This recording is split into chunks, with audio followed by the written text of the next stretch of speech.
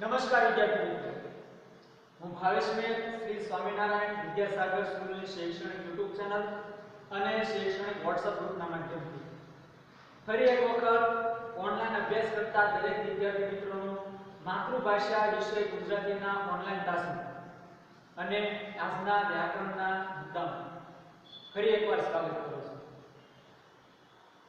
વિદ્યાર્થી મિત્રો, આપણે અનેક પ્રકારનું વ્યાકરણ શીખ્યા અને આવતા ક્લાસમાં પણ તમે એ વ્યાકરણના કેટલાક મુદ્દાઓનો પરિચય કરતા રહેશો. આજે આપણે વ્યાકરણના એક ખૂબ જ જાણીતા એવા મુદ્દાની ચર્ચા કરવા જઈ રહ્યા છીએ, જેનું નામ છે શબ્દકોશનો ઉપયોગ. શબ્દકોશ ગુજરાતી શબ્દ છે, આપણે એને હાલમાં ડિક્શનરી, અંગ્રેજીમાં એના માટે વપરાતો શબ્દ છે ડિક્શનરીના નામે ઓળખીએ છીએ. તમે ઘણીવાર ડિક્શનરી જોઈ હશે. ખાસ કરીને અંગ્રેજી શબ્દોનો પરિચય મેળવવા માટે આપણે ડિક્શનરી ખરીદતા હોઈએ છીએ. એમાં તમે જોયું હશે તો એકથી શરૂ શબ્દો છેલ્લે ઝેડ સુધી તમને આપવામાં આવેલો છે. A B C D E F G S I J K જે પણ ક્રમ આપણને એબીસીડી નો મળે છે એ પ્રમાણે આપણે ઝડપથી શબ્દ છે શબ્દકોશમાં શોધી શકીએ છીએ. હવે અંગ્રેજી ડિક્શનરી અને ગુજરાતીનો શબ્દકોશ બંનેમાં તફાવત કેટલો છે? શબ્દકોશ જેમાં ગુજરાતી શબ્દો તમને એના અર્થ સાથે આપવામાં આવેલા છે. આપણે કોઈ પણ શબ્દ એનો અર્થ શોધવા જઈ રહ્યા છીએ તો ઝડપથી આપણને એ શબ્દનો અર્થ ક્યાંથી મળશે, એ શબ્દ કયા વર્ણ સાથે જોડાયેલો છે અથવા તો કયા વર્ણની લાઈનમાં એને મૂકવામાં આવ્યો હશે, એ દરેક વિગત માટે આપણે આજનો આ વિડિયો છે શબ્દકોશનો ઉપયોગ એને ખાસ જોવો. આજે આપણે માતૃભાષા વિશે ગુજરાતીમાં એવા કેટલા શબ્દોને અપનાવી લીધા છે જે અન્ય ભાષાઓમાંથી લેવામાં આવેલા હોય. આજે એને ગુજરાતીના શબ્દો હોય એ રીતે આપણે એને પ્રયોજીએ છીએ, પરંતુ આપણી મૂળ ભાષાના શબ્દો કયા છે, એનો શું અર્થ થાય છે એનો આપણને ખબર નથી. આજના ક્લાસમાં આપણે સંપૂર્ણ વાત સાથે શબ્દકોશનો ઉપયોગ કઈ રીતે કરવો, કયા કયા શબ્દો કઈ રીતે જોડાક્ષરો બનેલા છે, કયા કયા શબ્દો કયા ધોરણમાં મૂકવામાં આવે છે, એની વિગત છે જોવા જઈ રહ્યા છે. જે વિદ્યાર્થી મિત્રોએ YouTube ચેનલને સબસ્ક્રાઇબ ન કરી હોય એ સબસ્ક્રાઇબ કરી લેજો અને બેલ આઇકન પણ દબાવજો, જેથી તમારા ધોરણના દરેક વિડિયો સૌથી પહેલા તમને તમારા મોબાઈલ ઉપર મળી રહે. આ ઉપરાંત WhatsApp ગ્રુપના માધ્યમથી પણ તમને વિડિયો અને માહિતીઓ મોકલવામાં આવે છે. આ દરેક વિડિયોનો, દરેક માહિતીઓનો શરૂઆતથી અંત સુધી પૂરેપૂરો અભ્યાસ કરજો અને જે વિડિયો પસંદ આવે એને લાઈક પણ કરજો. વિષય શિક્ષકો દ્વારા તમને જે કામ સોંપવામાં આવે છે એ કામ સમયસર કરતા રહેજો. એ પછી ગૃહ કાર્ય હોય, બાકી નોટનું કાર્ય હોય, સ્વાધ્યાય પોથીનું કાર્ય હોય, એકમ કસોટીનું કાર્ય હોય, નિદાન કસોટીનું કાર્ય હોય કે પછી શાળાકીય પરીક્ષાઓનું કામ હોય, આ દરેક કામ સમયસર કરતા રહેજો અને YouTube ચેનલ સાથે ખાસ બધા વિદ્યાર્થી મિત્રો જોડાયેલા રહેજો. મિત્રો, આજે શબ્દકોશનો ઉપયોગ અંતર્ગત આપણે જેટલો મુદ્દો ચલાવી શકીએ મુદ્દાની શરૂઆત કરીએ. વાંચતા વાંચતા કોઈ વાર એવો શબ્દ આવે કે જેનો અર્થ આપણે જાણતા ન હોઈએ. ઘણા બધા ગુજરાતીના શબ્દો પણ એવા હોય કે જે આપણી સામે પહેલી વાર આવ્યા હોય, આપણે એનો અર્થ જાણતા નથી. હવે તો એનો અર્થ જાણવો કઈ રીતે કે આ શબ્દનો, દાખલા તરીકે મેં હમણાં તમને કીધો શબ્દકોશ, તો આવો શબ્દ તમારા માટે નવો હતો. તમને એમ થાય આનો અર્થ શું થાય, તો આપણે એનો અર્થ ક્યાંથી જાણવું? ભાષાના પુસ્તકોમાં કેટલાક શબ્દોના અર્થ આપ્યા હોય છે, આપણને જોવા મળે. કેટલાક પાઠ કે કાવ્ય આપણે ભણતા હોય તો એમાં વપરાયેલા કેટલાક શબ્દોના અર્થ આપણને ટિપ્પણમાં, શબ્દ સમજૂતીમાં આપેલા હોય છે. પણ બીજા પુસ્તકોમાં અર્થ આપેલા હોતા નથી. તમે કોઈ બીજા સાહિત્યના પુસ્તકો વાંચતા હો તો એમાં તમને શબ્દોના અર્થ છે જોવા મળે નહીં. આપણે જેનો અર્થ ન જાણતા હોઈએ એવા શબ્દોના અર્થ શોધવાનું સાધન એટલે શબ્દકોશ. આપણે જે શબ્દોના અર્થો જાણતા નથી એ શબ્દોના અર્થ શોધવાનું પુસ્તક હોય એ પુસ્તકને કહેવાય શબ્દકોશ, અંગ્રેજીમાં એને કહેવાય ડિક્શનરી.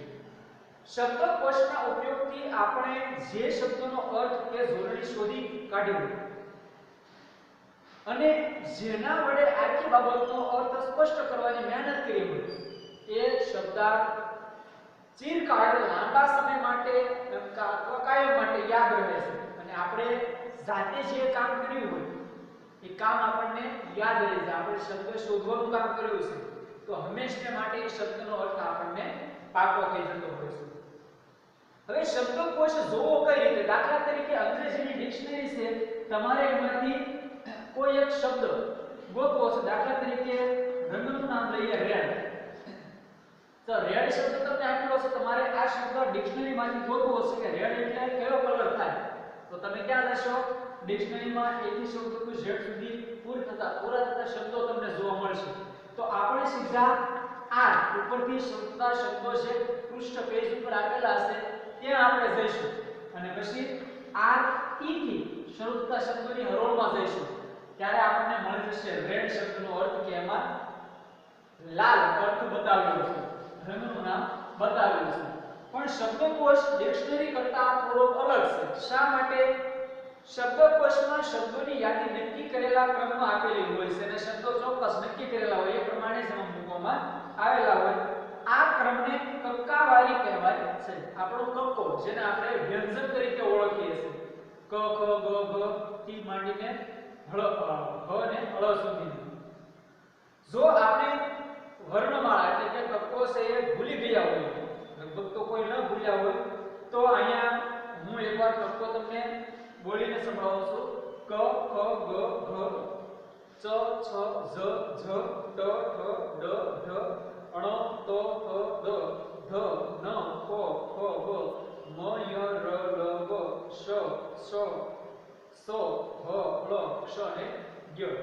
આ આપણો વ્યંજન અથવા તો આપણો કક્કો. હવે આપણે અગાઉ પણ વાત કરી હતી એમ ધ્વનિઓ ગુજરાતી ભાષામાં બે પ્રકારના છે. કયા કયા છે? એક તો છે સ્વર અને એક છે વ્યંજન. સ્વર કયા કયા છે? અ, આ, ઈ, ઉ, રૂ, એ, ઐ, ઓ, ઔ, અને અમ. આ બધા સ્વર છે અને ક થી માંડીને જે કાંઈ ય સુધીના વર્ણો આપણને મળ્યા હતા એ બધા વ્યંજનો છે. વ્યંજન બોલવા માટે આપણે સ્વરની મેળવણી કરવી પડે છે. દાખલા તરીકે ક આપણે બોલવો છે તો ક માં ક વત્તા અ સમાયેલો છે. અહીંયા મેં હલંતની નિશાની કરી અર્થાત કે એમાં અ ભળેલો નથી. એટલે વ્યંજન બોલવા માટે ફરજિયાત આપણે સ્વરની મેળવણી કરવી પડે. જ્યારે સ્વર છે એ સ્વતંત્ર ઉચ્ચારી શકાય છે, એના માટે આપણે કોઈ પણ મેળવણી કરવાની જરૂર પડતી નથી. અહીંયા મેં અ લખ્યો તો અ છે સ્વતંત્ર છે, સ્વર છે, એમાં કોઈ પણ પ્રકારનો બીજો સ્વર કે વ્યંજન ભળેલો નથી. હવે વાત આપણે કરી સ્વર અને વ્યંજનની. સ્વર કયા કયા છે અને વ્યંજન કયા કયા છે? આપણે શબ્દ શોધવાનો છે આપણા શબ્દકોશમાં રહેલા શબ્દોમાંથી. તો આપણે કઈ રીતે શબ્દને શોધવાનો પ્રયત્ન કરીશું? શબ્દકોશમાં સૌથી પહેલા સ્વરથી શરૂ થતા શબ્દ, દાખલા તરીકે અ છે, આ છે, ઈ, ઉ. તો સ્વરનો જે ક્રમ છે એ પ્રમાણે પ્રથમ શબ્દો સ્વરથી શરૂ થતા પહેલા અ વાળા શબ્દો, દાખલા તરીકે અજગર છે, આગગાડી છે,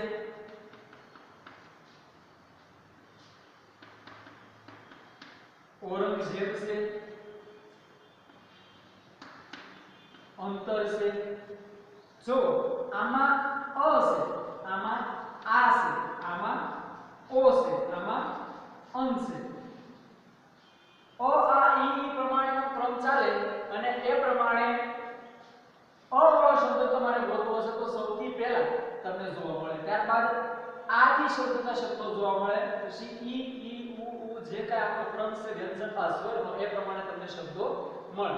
શબ્દકોશમાં અ થી શરૂ થતા શબ્દો શરૂઆતમાં આવે અને છેલ્લે હ થી શરૂ થતા હોય એવા શબ્દોના અર્થ સાથે શબ્દો તમને જોવા મળે. અહીંયા આપણને કીધું કે હ સુધીના, અ થી શરૂ થાય તો હ સુધી.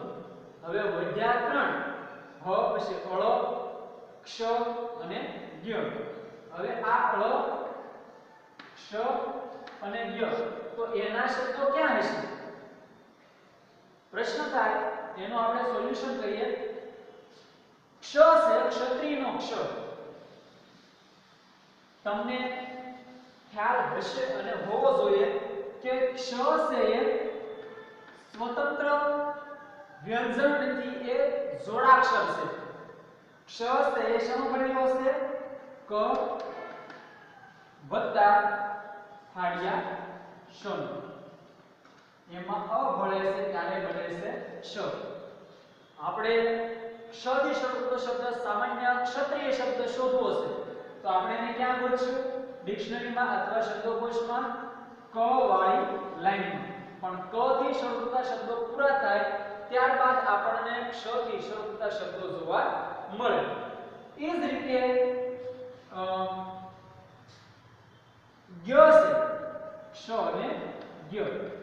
તો જ્ઞ થી શરૂ થતા શબ્દોનો અર્થ આપણે જોવો છે. કોઈ પણ દાખલા તરીકે જ્ઞાન છે તો એ શબ્દ આપણને ક્યાં મળશે? આપણે વિચાર સામાન્ય રીતે શબ્દકોશનો છેલ્લો શબ્દ એટલે જ્ઞ, પણ શબ્દકોશમાં તો હ સુધીના જ આપેલા છે. જ્ઞ ક્યાં? તો જ્ઞ જોડાક્ષર છે. કોનો કોનો છે? જ અને અંજ. એમાં અ ભળે છે ત્યારે બને છે જ્ઞ. અહીંયા મેં એક વર્ણ બતાવ્યો છે. આ અનુનાસિક ધ્વનિ છે. તમે વર્ણમાળામાં નજર ફેરવશો તો તમને એક આવી નિશાનીવાળો શબ્દ અક્ષર અને એક આવી નિશાનીવાળો શબ્દ અક્ષર છે જોવા મળશે. આ છે અંગ અને આ છે અંજ. બે અનુનાસિક ધ્વનિઓ હશે જેનું ઉચ્ચારણ નાકમાંથી થાય છે. પણ અત્યારે લગભગ મોટા ભાગે આ ધ્વનિઓ આપણને જોવા મળતા નથી, એ લુપ્ત થઈ ગયા છે. પરંતુ જ્ઞ છે જ અને અંજનો બનેલો હોવાથી આપણે એને ક્યાં ગોતશું? શબ્દકોશમાં જ વાળી લાઈનમાં. પણ જ વાળા શબ્દો પૂરા થઈ ગયા બાદ એટલે ક્ષ વાળા ગોતવા માટે આપણે કની લાઈનમાં જવું પડશે અને જ્ઞ વાળા શબ્દો ગોતવા માટે આપણે ઝની, સમરૂપના ઝની લાઈનમાં જવું પડે. હવે વધ્યો અળ. તમે ગુજરાતીના કોઈ પણ પુસ્તકોનું વાંચન કરશો તો તમને અળ થી શરૂ થતા શબ્દો ક્યાંય પણ જોવા મળશે નહીં. એટલે અળ થી શરૂ થતા શબ્દો ન હોવાથી એનો શબ્દકોશમાં કોઈ સમાવેશ કરવામાં આવતો નથી. હવે ક થી ર સુધીના અક્ષરોને આપણે બારાક્ષરીના ક્રમમાં ગોઠવેલા આપણને જોવા મળે. દાખલા તરીકે ક છે તો મેં હમણાં વાત કરી કે પહેલા ક થી શરૂ થતા શબ્દો એમાં પાછા બારાક્ષરીનો ક્રમ હોય. પહેલા કક્કાવારીનો ક્રમ, કક્કાવારીમાં ક છે તો એમાં પાછો બારાક્ષરીનો ક્રમ. બારાક્ષરી બધાને આવડતી છે. કઈ રીતે હોય? ક, કા, કી, કી, કુ, કુ, કે, કઈ, કો, કૌ, કમ ને ક. આ આપણો બારાક્ષરીનો ક્રમ. તમારે કૌતુક શબ્દનો અર્થ જોવો છે તો તમારે કેટલા શબ્દો જવા દેવા પડે? 1 2 3 4 5 6 7 8 9. 9 શબ્દોના બધા 9 અક્ષરો વાળા શબ્દો પૂરા થઈ ગયા બાદ તમને કૌતુક શબ્દ છે શબ્દકોશમાં મળે. એટલે ક થી શબ્દો જોવા દેવાના, કા થી શબ્દો જોવા દેવાના, કી, કી, કુ, કુ, કે, કઈ, કો. ત્યાં સુધીના શબ્દો તમે જવા દો ત્યારબાદ તમને કૌતુક શબ્દ છે શબ્દકોશમાં અર્થ સાથે જોવા મળે. હવે આપણે બારાક્ષરીનો સામાન્ય રીતે આ ક્રમ જોતા હોઈએ છીએ. તમારે શબ્દકોશમાં કોઈ શબ્દ ગોતવો હશે તો શબ્દકોશમાં બારાક્ષરીનો ક્રમ કઈ રીતે આપેલો હોય છે? ક, કમ, કા, કામ, કી, કિમ, કી, કિમ, કે બાદ તમને કુ, કુમ, દીર્ઘ કુ, કુમ, ત્યારબાદ ક્ર, કૃષિક શબ્દ આપણે જે બોલીએ છીએ ક્ર, ત્યારબાદ કે, કેમ, કઈ, કેમ, કો, કોમાં સમરૂપ અને વિવૃત બંને વર્ણોનું ઉચ્ચારણ આપણે લખવું પડશે. ત્યારબાદ કૌ, કોમ, ક્ર અને ક્રમ. આ રીતે શબ્દકોશમાં તમને શબ્દો ગોઠવાયેલા જોવા મળશે. પહેલા ક, પછી કમ. તમારે કંકા માટે શબ્દ ગોતવો હશે તો આ નિયમ પ્રમાણે છેલ્લે તમે જાશો તો તમને એમ મળશે નહીં, પણ ક થી શબ્દો પૂરા થઈ ગયા ત્યારબાદ તમને કમ અનુસ્વાર વાળા, ક ની ઉપર અનુસ્વાર વાળા શબ્દો જોવા મળશે. એટલે શબ્દકોશમાં બારાક્ષરીનો ક્રમ આ રીતે માન્ય કરવામાં આવેલો છે. આ રીતે નહીં, આ ક્રમ છે બારાક્ષરીનો, પરંતુ શબ્દકોશ માટે આ ક્રમ છે માન્ય રહેશે. શબ્દનો પ્રથમ અક્ષર સમાન હોય તો બીજા અક્ષર પ્રમાણે, અને બીજો અક્ષર પણ સમાન હોય તો એના ત્રીજા અક્ષર પ્રમાણે ક્રમશઃ આપણે આગળ વધતું જવાનું હોય. દાખલા તરીકે હું એવા ઉદાહરણ લખું છું જેમાં પ્રથમ શબ્દ સરખો હોય, બીજો શબ્દ પણ સરખો હોય. દાખલા તરીકે આપણે લઈએ એક શબ્દ વિષમ અને વિષય. હવે તમે જુઓ, આપણે વાત કરી હતી કે વની લાઈનમાં આ બંને શબ્દો આપણને મળશે. વની લાઈનમાં બારાક્ષરીના ક્રમ પ્રમાણે જઈશું તો વીની લાઈનમાં આપણને તરત મળશે. હવે આમાંથી બેમાંથી કયો પહેલા હશે કયો પછી હશે એ આપણે જાણવું છે. તો આપણે શું કરવાનું, પહેલા આ અક્ષર જોવાનો, બેમાં વી છે એટલે આપણને કોઈ નિર્ણય મળ્યો નહીં. ત્યારબાદ બીજો અક્ષર જોવાનો શ, તો બેમાં ફાડ્યો શ આપેલો છે, આપણને કોઈ પરિણામ મળ્યું નહીં. ત્રીજો અક્ષર જોવાનો મ, અહીંયા ય. તો કામાં પહેલા મ આવે કે ય આવે?